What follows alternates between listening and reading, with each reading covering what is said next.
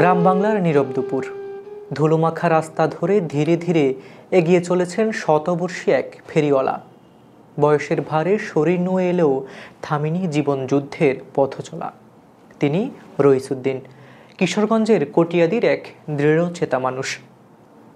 পাকিস্তান আমল থেকে শুরু করে আজকের বাংলাদেশ, দশক পেরিয়েছে, যুগ বদলেছে, কিন্তু বদলায়নি রইসুদ্দিনের সংগ্রাম। মাত্র ২,০০০ টাকার পুঁজি নিয়ে শতবর্ষী এই বৃদ্ধ আজও ঘুরে বেড়ান গ্রামের পথে পথে। হাতে নেই কোনো ভরসা, সঙ্গী কেবল কষ্ট আর পরিশ্রম। কটিয়াদির জালালপুর ইউনিয়নের আতকাপাড়া গ্রামের মৃত নায়েব আলীর ছেলে রইসুদ্দিন। জীবনের অর্ধশত বছরের বেশি সময় ধরে ফেরি করে কাপড় বিক্রি করেই চলেছে তার পরিবার।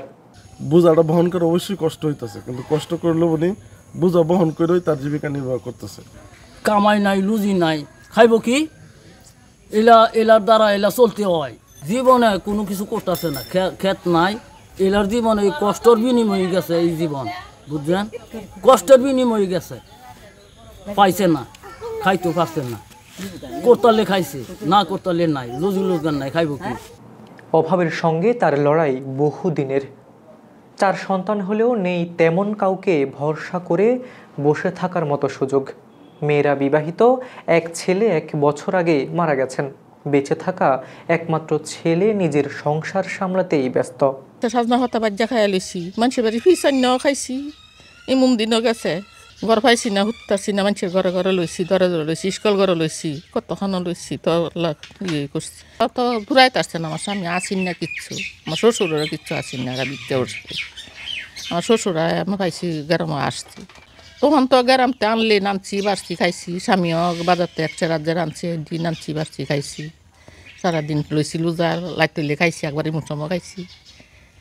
গেছে সারাদিনও গেছে, লাইটও গেছে, বাদের দুঙ্গ মিললে খাইতে আসছি। একই বাড়ির উঠানে আলাদা ঘর, সেখানে নিঃসঙ্গ সময় কাটান রইসুদ্দিন ও তার স্ত্রী। এক সময় তরকারির ব্যবসা করতেন, তারপর ক্ষুদ্র ব্যবসার নানা পথ ঘুরে শেষমেশ কাপড় ফেরি করা।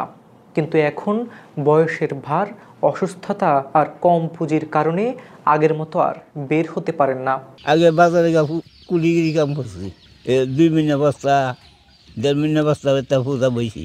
মেসের সাথে কিছু আওলাদ করে আনিয়া দোকানদারি করছি, আনিয়া যে দোকানদারি করে লাভ করে ফেরাই দিছি। আর আমি কিছু সামান্য পাইছি, 1.5 মিলিয়া চলছি।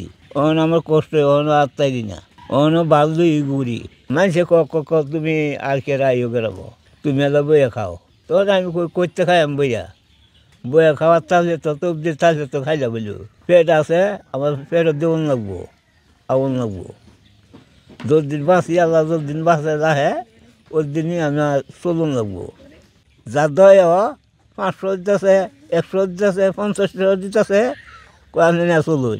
মানে এই 2টা কাপড় চাপড় লইয়া এই গ্রাম কোনো মতে যায়, বেনেলা যায়, একবার হাইনের সময় আয়া বড় আতফল দিয়ে বইতে নমছড়ি।